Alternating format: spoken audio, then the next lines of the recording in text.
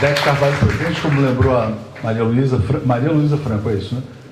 Bom, queria agradecer a todos vocês. Vou fazer só um comentário final, porque realmente foi muito interessante o que o Florestan falou sobre a decisão dele de não fazer mais o Jornal Nacional, porque ele não queria ser um jornalista de cativeiro, e o que a nossa amiga assinante também falou dos jornalistas de cativeiro. Eu queria dizer rapidamente que eu já fui um jornalista de cativeiro, né?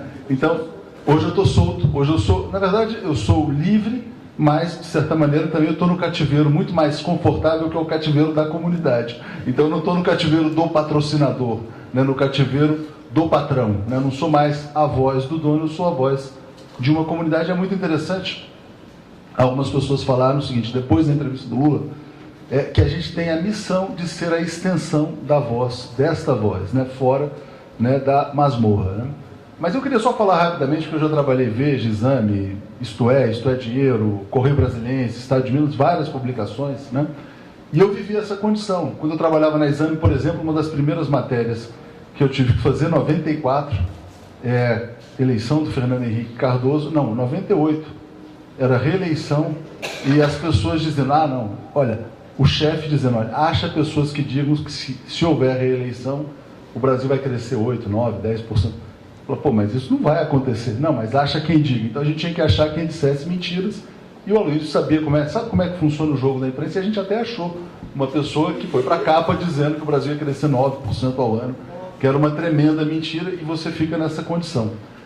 E sempre me intrigou muito na imprensa um aspecto muito interessante, que era o seguinte, eu fui descobrindo, né, que fazia-se jornalismo, mas fazia-se muita política. Os meios de comunicação fazem política o tempo todo, né? Os meios de comunicação tradicionais, né? E por que eles fazem política? Por quê? Porque eles são poucos, são poucas vozes controladas por patrocinadores que têm interesses, né?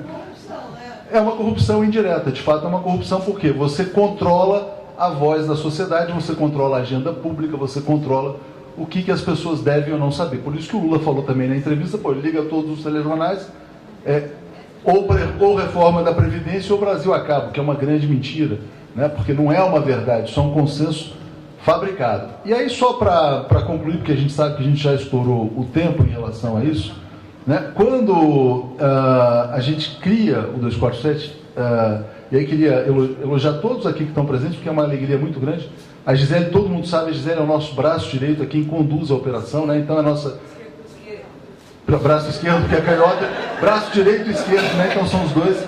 O Florestan é do nosso Conselho Editorial e o Aloysio também é do nosso Conselho Editorial, os dois fazem parte desse encontro que a gente tem. Mas na questão da comunicação, eu queria realmente me libertar.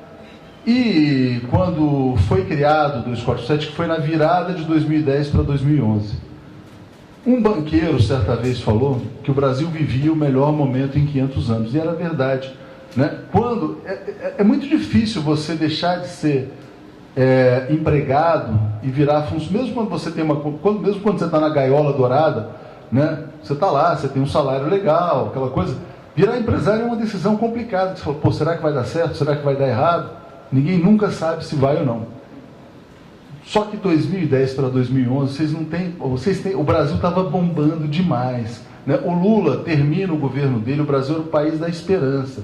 Era o país que, se você falasse, eu vou fazer qualquer coisa, sei lá, eu vou vender sorvete na Islândia, dava certo. Se ia vender qualquer coisa no Saara também dava certo, porque realmente o Brasil era o país da confiança. Mas uma coisa que me inspirou muito, o Aloysio sabe disso, acho que o Florestan nunca falei muito a respeito disso, eu admirava muito e admiro muito, né, um jornalista que é o Samuel Weiner, né?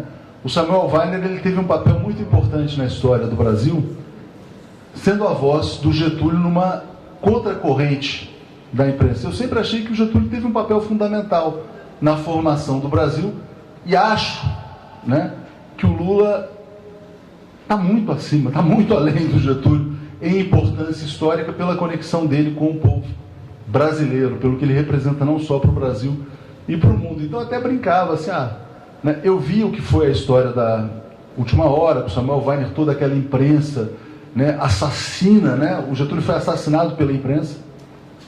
Aquele suicídio foi um suicídio provocado pelos meios de comunicação e meios de comunicação que eram influenciados por, né, interesses internacionais que são muito evidentes. Eu falava assim, 2010, né, eu tive a seguinte visão. Eu falei, bom, a Dilma ganhou a eleição, a Dilma já tinha sido eleita quando eu tomo essa decisão. A Dilma ia começar, eu falei, a Dilma vai ficar 4 anos, talvez 8, e o Lula vai voltar. Quando o Lula voltar, vai ser uma pancadaria, vai ser aquela violência toda e tal. E o Lula é muito gente boa, o Lula é um cara muito legal também. Eu falei, eu vou ser um cara meio contra-corrente, que eu sempre gostei de ser meio contra-corrente também. Eu acho que isso aí é até uma coisa que eu não deveria ser tão contra-corrente, mas enfim, mas é um pouco de personalidade. Eu não imaginava que a violência contra o Lula seria tão intensa, né? Muito, talvez mais, acho que até mais forte do que foi com o Getúlio, né? Porque o Getúlio era um mar de lama, mais forte do que foi contra o Juscelino, né? E eu falava assim, poxa, no meio dessa violência toda eu vou dar voz a ele, porque eu acho que ele fez um governo espetacular, um cara que deixa, né, com 87% de aprovação.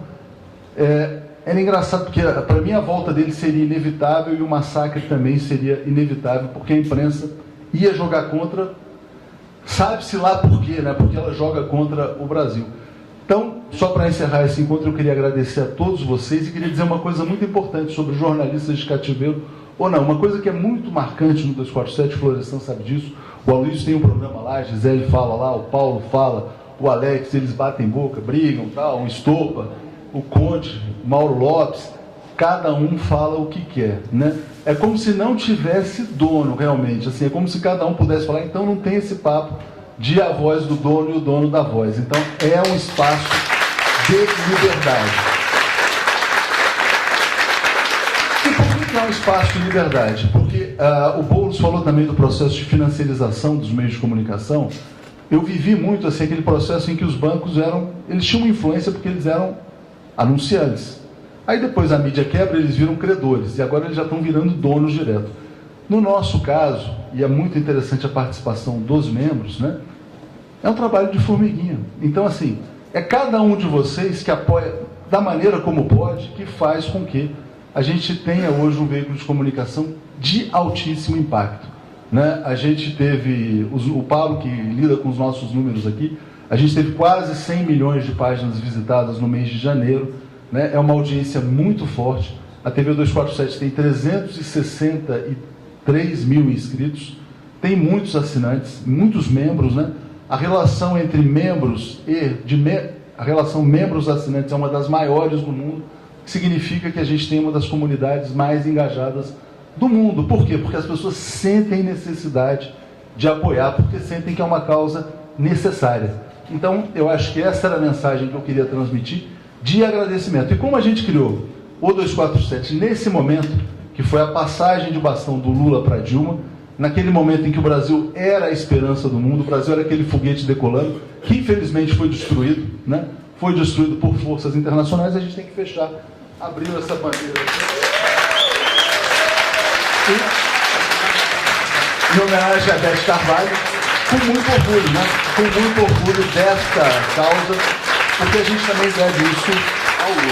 Então, obrigado a todos vocês, obrigado ao Florestan, Gisele, ao Luiz. O Lula livre, obviamente. Lula livre.